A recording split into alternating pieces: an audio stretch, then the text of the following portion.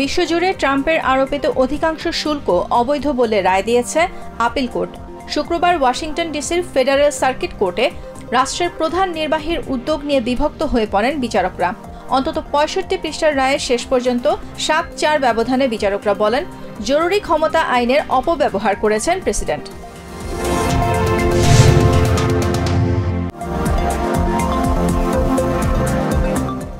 Federal reserve governor Lisa কুককে বরখাস্তে president ট্রাম্পের আদেশ সাময়িকভাবে স্থগিতে আদালতে আবেদন জানিয়েছেন তার আইনজীবী। শুক্রবার ওয়াশিংটন ডিসির ফেডারেল আদালতে কুকের অ্যাটর্নি অ্যাবে লয়েল বলেন, সুদের হার নিয়ে রেষারেষির জেরে প্রেসিডেন্টের রোষানলে পড়েছেন তার মক্কেল।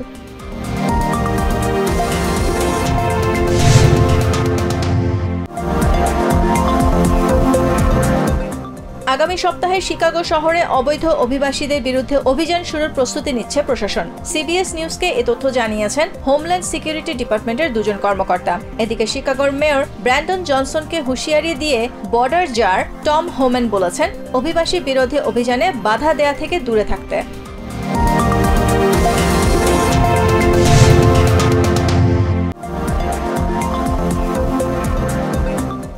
প্যালেস্টাইনের প্রেসিডেন্ট মাহমুদ আব্বাসকে ভিসা না দেওয়ার সিদ্ধান্ত নিয়েছে স্টেট ডিপার্টমেন্ট। শুক্রবার একাধিক সূত্রের বরাতে এ খবর জানায় রয়টার্স। স্টেট ডিপার্টমেন্ট থেকে পাওয়া ইমেল পর্যালোচনা করে সিএনএন বলছে, এতে পিএলও এবং ওয়েস্ট ব্যাংক ভিত্তিক প্যালেস্টাইন কর্তৃপক্ষের প্রায় ৮০ কর্মকর্তা ভিসা বাতিলের মুখে পড়বেন।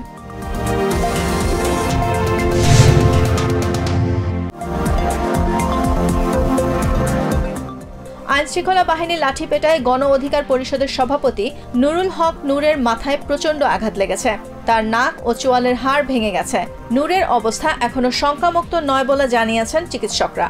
নুরুল হক নূরের চিকিৎসায় গঠন করা হয়েছে ৬ সদস্যের মেডিকেল বোর্ড।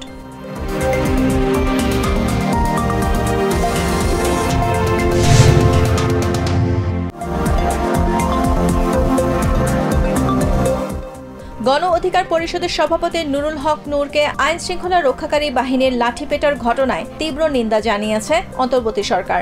শনিবার বিকেলে অন্তর্বর্তী সরকারের প্রেস উইং গণমাধ্যমকে জানায়, এ ঘটনার পূর্ণাঙ্গ ও নিরপেক্ষ তদন্ত করা হবে।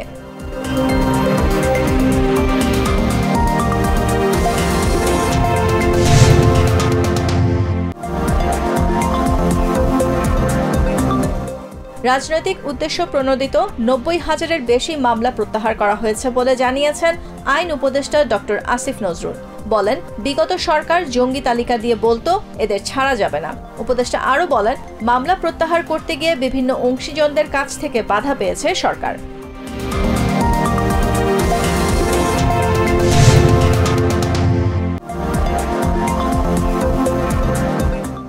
ইন্দোনেশিয়ার মাকাসারে প্রাদেশিক পার্লামেন্ট ভবনে আগুন দিয়েছে বিক্ষোভকারীরা। শুক্রবার রাতে বিক্ষোভকারী ও পুলিশের মধ্যে সংঘর্ষের সময় ৩ জন নিহত এবং ৫ জন আহত হয়। তবে নিহত ৩ জনের মৃত্যুর কারণ এখনো স্পষ্ট নয়। ধারণা করা হচ্ছে, নিহতরা পার্লামেন্ট ভবনের ভেতরে আটকা পড়েছিলেন।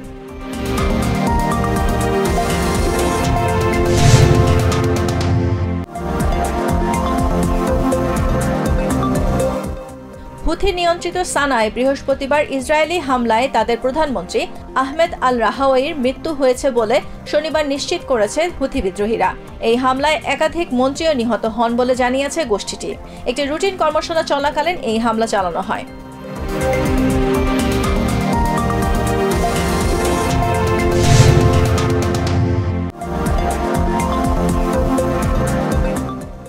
এশিয়া কাপ হকিতে ৮-৩ গোলে চাইনিজ তাইপেইকে হারিয়েছে বাংলাদেশ। প্রথম ম্যাচে মালয়েশিয়ার কাছে ১-৪ গোলে হারলেও দ্বিতীয় ম্যাচে জয় পায় তারা। বি গ্রুপের এই ম্যাচে আব্দুল্লাহ, আশরাফুল ইসলাম ও রাকিবুল ইসলাম ২টি করে গোল করেন।